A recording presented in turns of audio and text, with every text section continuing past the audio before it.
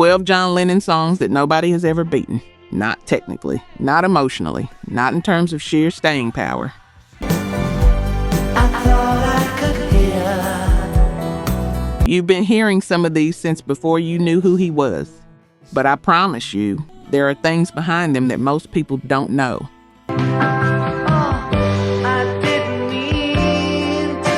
And once you hear those things, the music is never quite the same again. Let's count it down.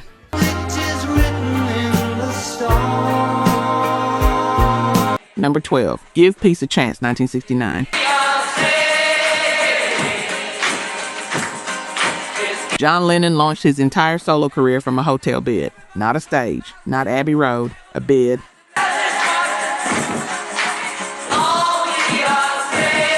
Room 1742 at the Queen Elizabeth Hotel in Montreal, June 1, 1969.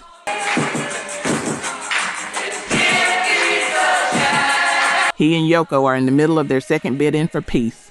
The Vietnam War is still grinding along, and John has an idea. Why not record the protest anthem right here?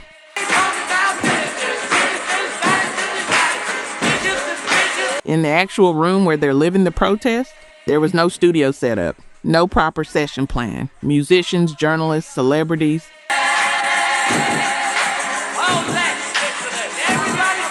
Activists, beat poets, hotel staff. Allen Ginsberg, Timothy Leary, Tommy Smothers, all crammed into that room while Yoko sat cross-legged on the bed with her arm in a sling and John strummed an acoustic guitar. They hit record.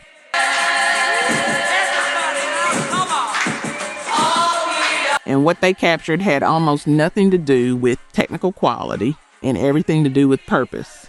The song peaked at number 14 in the US and number 2 in the UK, which sounds modest.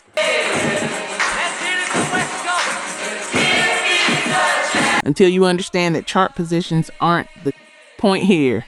4 months later, October 15, 1969, the Vietnam Moratorium Day March in Washington, D.C., 500,000 people in the streets.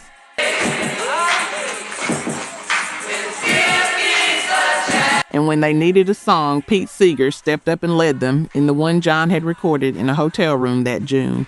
500,000 voices. One chorus that anyone could sing, even people who didn't know the verses.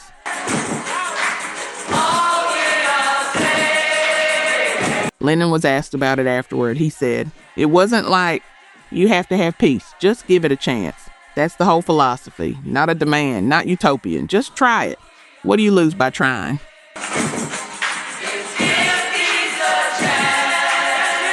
He was 28 years old when he wrote it. He had roughly 11 years left, and he spent most of them asking some version of that same question.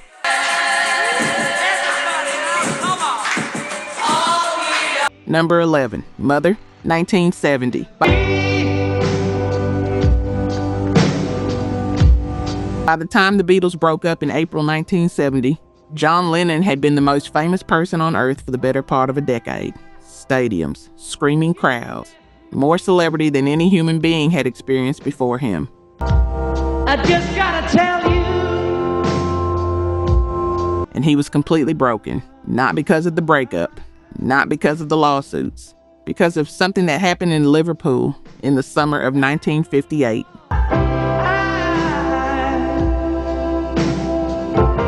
When John was 17, his mother Julia was crossing Menlove Avenue to catch a bus home from his Aunt Mimi's house. A car driven by an off-duty police constable named Eric Clegg, who was a learner driver and didn't have a full license, struck her.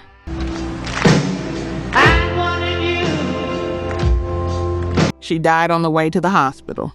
John had only just reconnected with her. She'd taught him to play banjo, listened to his music, actually encouraged it, and then she was gone, just like that, right outside the house where he'd grown up.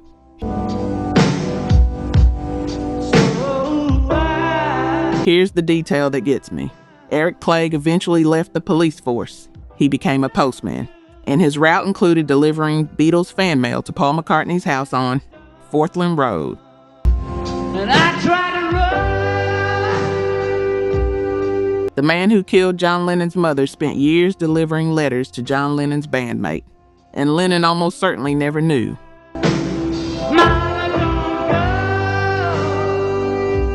In 1970, John started working with Dr. Arthur Janov, who developed something called primal therapy. The idea, go back to the earliest wounds and actually feel them, Janov said. This was someone the whole world adored, and it didn't change a thing.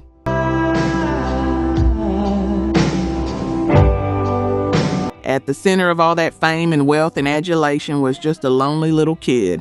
That's the whole song. It opens with a funeral bell tolling slowly, just John on piano singing to the two people who weren't there. You didn't want me. And at the very end, he stops singing and starts screaming, "Mama don't go, Daddy come home," over and over, getting more desperate.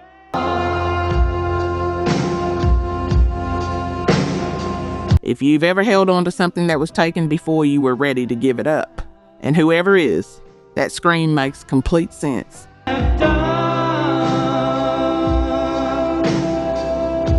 Let's look at the numbers. Only 9% of you are actually subscribed. Honestly, that's tough to see. Our team spends days hunting down archives and verifying every single fact just to tell these stories right. If you've made it this far into the video, you're clearly part of the community, so please hit subscribe. It costs nothing and helps us immensely. Now, for those already subscribed, very few of you have made the jump to our membership, and that's a hard pill to swallow because you're the ones who know our value best. If this channel has moved you or inspired you, consider joining. It's the price of one coffee, but it's the literal fuel for this channel. Let's keep this alive together. Back to the story. Number 10. Instant Karma, 1970.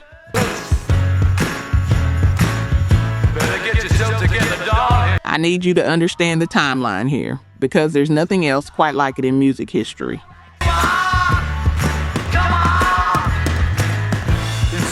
January 27, 1970, John Lennon wakes up, sits down at a piano. In less than an hour, he has a finished song, melody, chords, complete lyrics.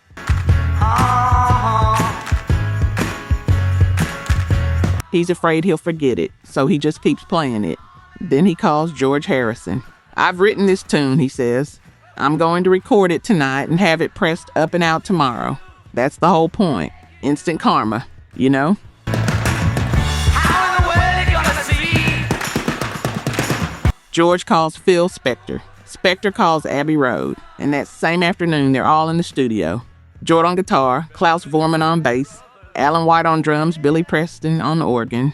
10 takes to nail the basic track. They finish around midnight. 10 days later, it's in record shops.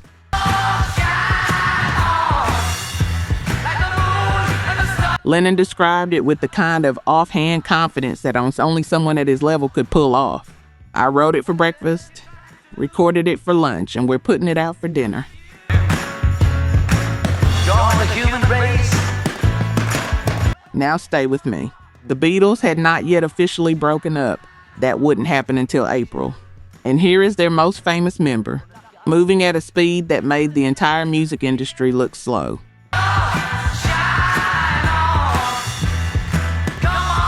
Releasing music that sounds nothing like the band he hadn't yet fully left. The record peaked at number 3 in the US and number 5 in the UK.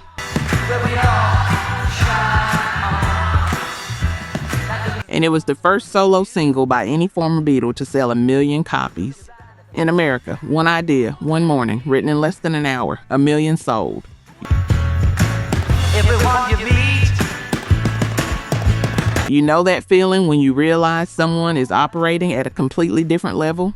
Not trying harder, just seeing things faster, clearer, earlier? That's what this story is. That's what this song is.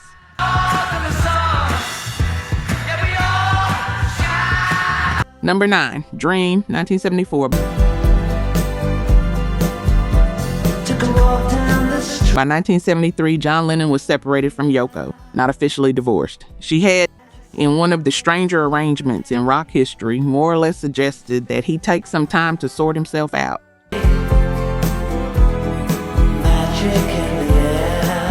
And that May Pang, her own personal assistant, go with him. John later called this period the Lost Weekend. It lasted 18 months.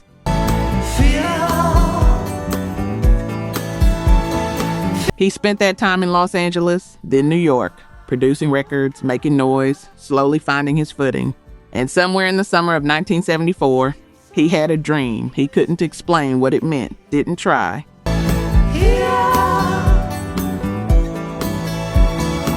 But he woke up with a melody locked in his memory and a nonsense phrase he couldn't. Shake loose. Ah, Boakawa Pusei Pusei. 9 syllables. Of course it was 9 syllables. If you know anything about Lennon, you know the number 9 appeared throughout his life in a way that stopped feeling like coincidence. I thought I could feel. Born October 9. Revolution 9 on the White Album. One after 909 from the early days. So when a dream hands you a 9-syllable phrase you can't translate, you build a song around it.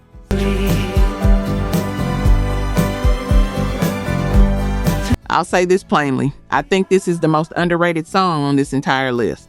The floating strings, the layered production, that hovering quality, nothing else in his catalog sounds like this.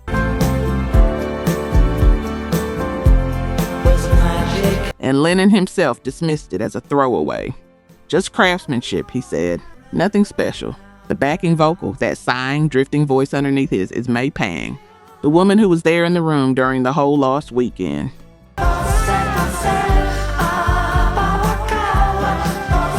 The song peaked at number 9, the number that followed him everywhere, even when he wasn't trying, even when the song started as a throwaway inspired by something he dreamed and couldn't explain. Some of y'all are nodding right now. You know exactly what I mean. Yes, I believe. Number 8, Working Class Hero, 1970.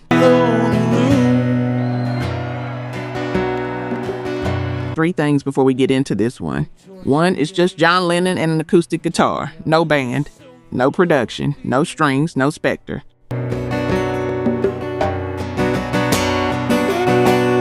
Just a voice and a chord progression so simple you could learn it in 10 minutes.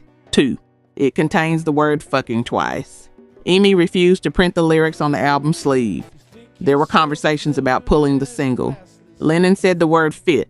That's how he actually talked, and he wasn't changing it. First you must learn how to smile when you can. 3, and this is what most people miss. The song is a joke. Not a funny joke. A sardonic one. John told an interviewer in 1971, the thing about the song that nobody ever got right was that it was supposed to be sardonic. Then they expect you to pick a career. It had nothing to do with socialism. It had to do with, if you want to go through that trip, you'll get up to where I am, and this is what you'll be. Some guy whining on a record. He meant himself. The working class hero in the song is John Lennon, and the final line delivered in a flat, exhausted voice. Keep you doped with religion, sex and... If you want to be a hero, well, just follow me is one of the bleakest endings in the catalog. An invitation that's really a warning. Wanna be like those jerks on the hill. Here's what the song is really about. The entire system that promises to reward you if you're good enough, patient enough, obedient enough. Hero is something to be. And then when you finally get there, you discover it was never what it was supposed to be. You might know someone who believed that story. You might have believed it yourself at some point.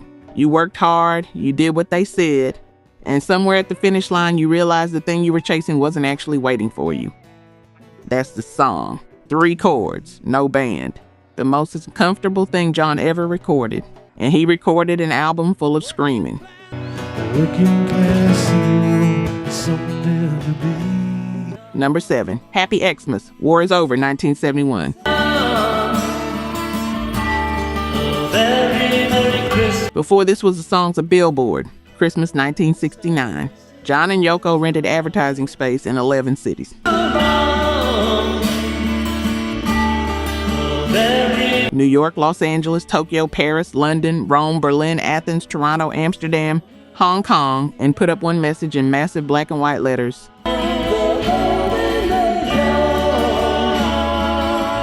War is over. If you want it. Happy Christmas from John and Yoko. No record attached, no single, no album announcement. Just an idea dropped into the world and left there. 2 years later, John wrote the music to go with it. He and Yoko co-wrote it, Phil Spector produced it, and on the evening of October 28, 1971, session musicians laid down the basic track at the record plant in New York.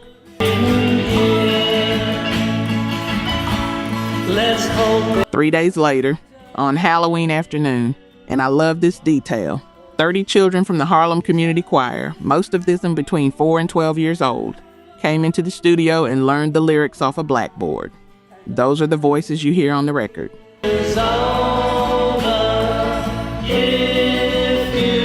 Not a polished session choir. Kids who showed up on Halloween afternoon and learned a song about peace, while Phil Spector paced around the control room.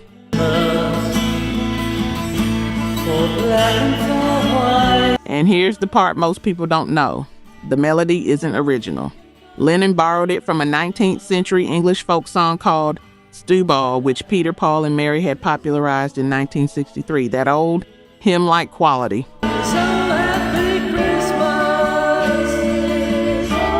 The sense that the song has always existed wasn't an accident. In the UK, a publishing dispute with Northern Songs delayed the release by a full year. It didn't matter.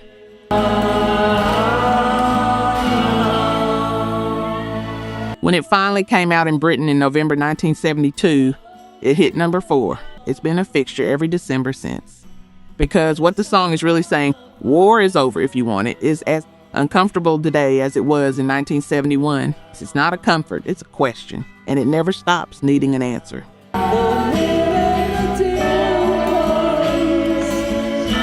Number 6, Jealous Guy, 1971. I'm just a jealous guy. The melody came 3 years before The Confession. 1968, the Beatles are in Rishikesh, India, studying meditation with the Maharishi Mahesh Yogi.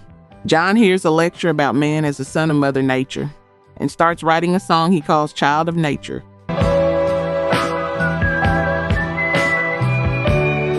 He records a demo, plays it around. Paul McCartney heard the same lecture and wrote Mother Nature's Son, and that one makes the White Album. John's doesn't.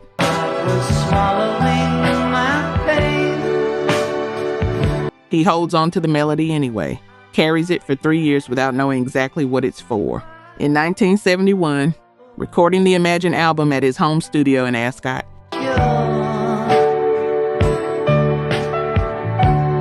he finally understands what the song is about. It's an apology. I was a very jealous, possessive guy, he said, toward everything.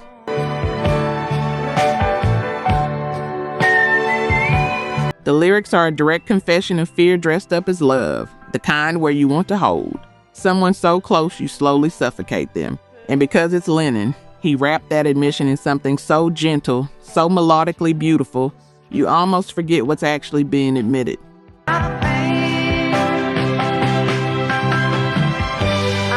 At the recording session, Joey Mullen from Badfinger, who played acoustic guitar on the track, said he was so overwhelmed when Lennon walked into the room and sat down that he could barely play.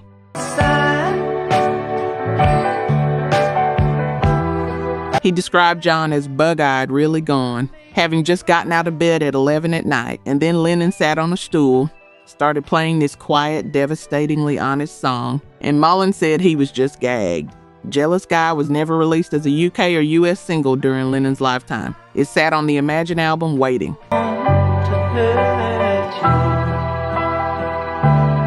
Then, in February 1981, 2 months after his murder, Roxy Music released a cover as a tribute. It went to number 1 in the UK, a song about being afraid to lose someone, reaching the top of the charts after the man who wrote it was taken away. And whether that's poetic justice or just heartbreaking, I'll let you decide.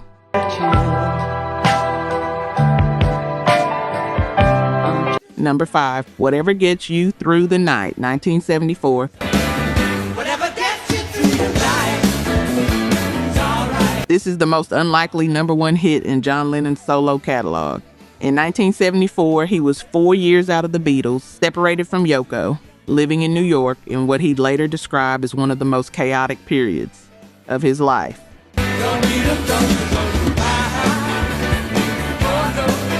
He gets inspired, of all places, by a phrase from a late-night televangelist named Reverend Ike that he catches while channel surfing. Whatever gets you through the night, it's all right. He builds a song around it. It's alright. Don't need the salt to come. Elton John comes in to play piano and add harmony vocals. And when they finish, Lennon tells Elton, apparently straight-faced, that he's still the only ex-Beatle who hasn't scored a solo number one in the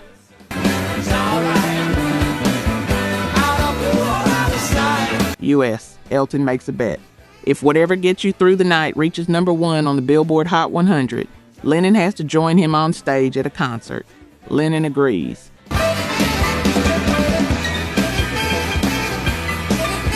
He's completely convinced the song won't chart that high.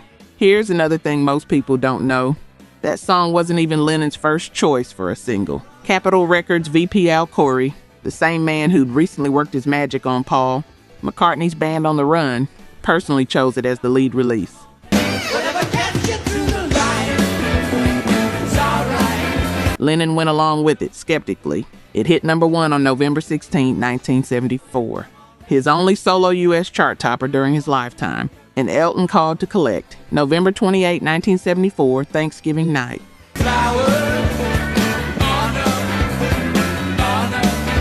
John Lennon walks out on stage at Madison Square Garden during Elton's show. Elton later said it was the loudest roar he'd ever heard in that building.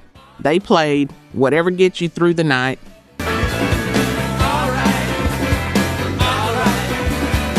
then Lucy in the Sky with Diamonds, then I Saw Her Standing There. John was visibly nervous the whole time. That was the last major concert appearance of his life.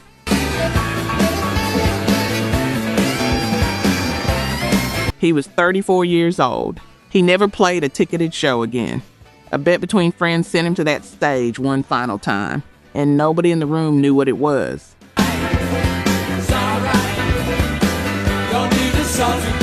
Number 4, Beautiful Boy, Darling Boy, 1980. In every way, it's getting better and better. In 1975, John Lennon made a decision that almost nobody in the music industry could understand. Come of age,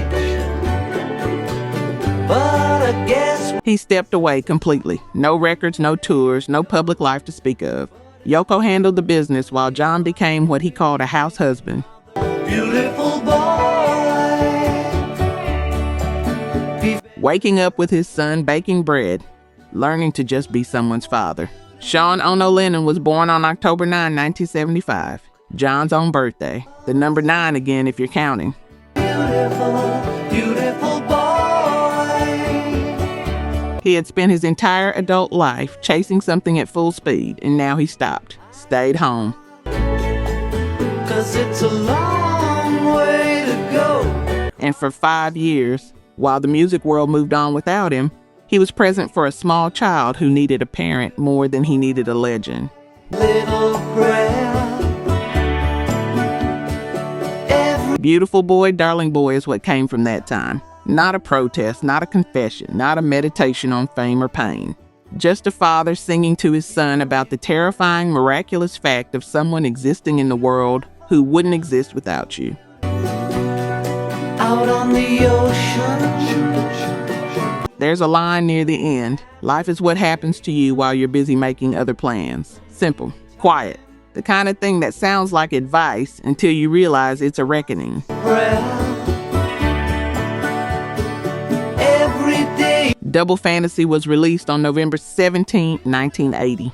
John Lennon was shot and killed outside the Dakota on December 8, 1980, 3 weeks later. Sean was 5 years old.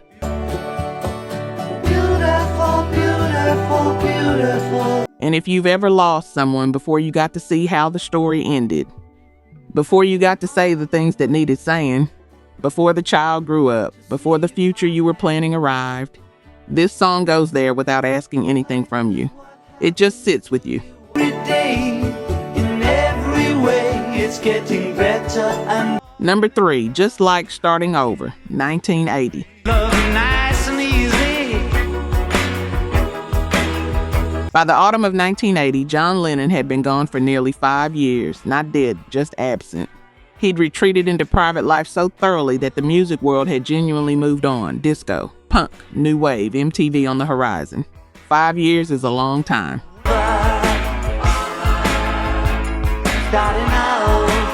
A lot of people had quietly stopped expecting him back. Then in June 1980, something shifted. He took a sailing trip, largely solo, from Newport, Rhode Island to Bermuda, just the open Atlantic and the time to think.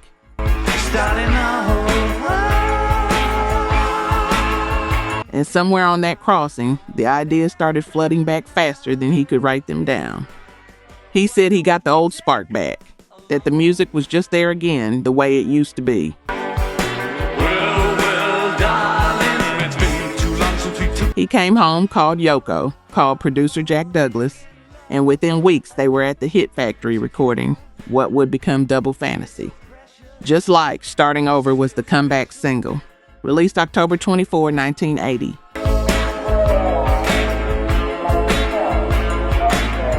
Deliberate, upbeat, soaked in a 50s rock and roll energy. Roy Orbison, Buddy Holly, the stuff he'd grown up on in Liverpool. He wasn't chasing trends. He was 40 years old and just being himself. The initial response was mixed. Like we used to in the early days. Some critics found it lightweight. In the UK, it opened at number 8. John Lennon gave an interview to Rolling Stone that December, a long, warm, energized conversation about the album, about Sean, about the next record, about being back. He was looking forward. December 8, 1980. Every day we used to make it love. Why can't we be making Just Like Starting Over went to number 1 on both sides of the Atlantic in the days that followed. The comeback he had mapped out, the reinvention, the next chapter, was finished before it could begin. It'll be just like starting over. A song called Starting Over. Number 1 the week the Starting Over ended. Let's take a chance and fly away. Number 2, Woman, 1980.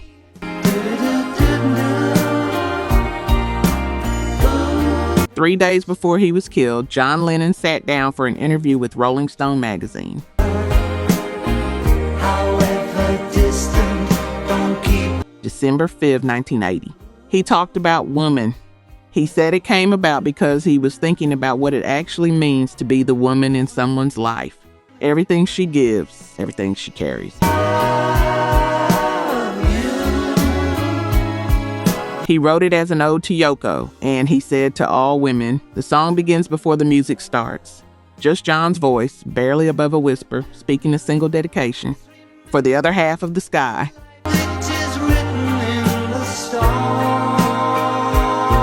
It's a paraphrase of a Chinese proverb, women hold up half the sky, and placed there at the opening of the track.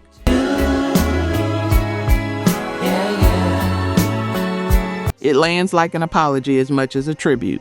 After years of a complicated, sometimes brutal dynamic between them, this is the thing he wanted to say first. You carry half of everything. The track was recorded at the Hit Factory in August 1980.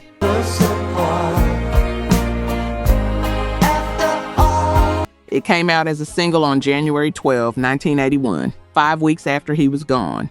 It reached number 1 in the UK and number 2 in the United States. Everything about this song's commercial life happened after his death.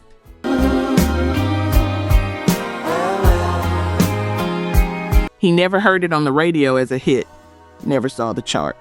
The interview where he talked about it with such obvious warmth, that was one of the last he ever gave.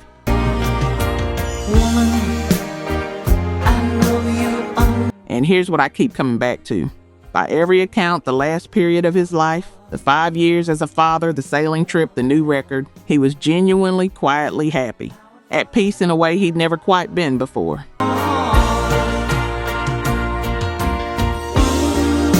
Woman sounds like that. It sounds like someone who made it through something long and difficult and came out the other side and found something real waiting for him. The cruelty of the timing is almost too heavy to sit with.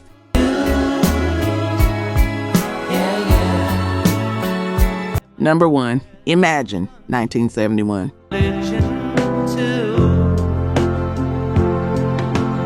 One morning in early 1971, John Lennon sat down at a Steinway piano in the bedroom of his home at Tittenhurst Park in Ascot.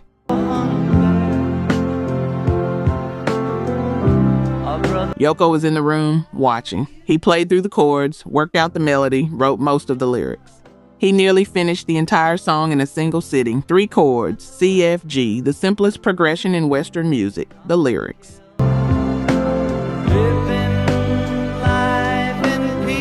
An invitation to imagine a world without the things that divide us. Countries, religions, possessions, radical content in the plainest possible language. Imagine all the people. And Lennon was direct about exactly what it was. He said anti-religious, anti-nationalistic, anti-conventional, anti-capitalistic. But because it's sugar-coated, it's accepted. Imagine all the people. He wasn't trying to hide the politics. He was just wrapping them in something so melodically open, so undefended, that people let it in before they had time to resist.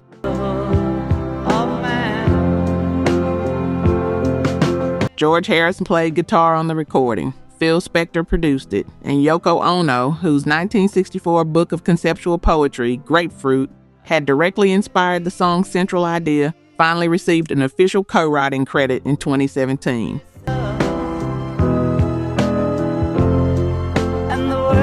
46 years later, Lennon had said for decades it should have been both their names on it.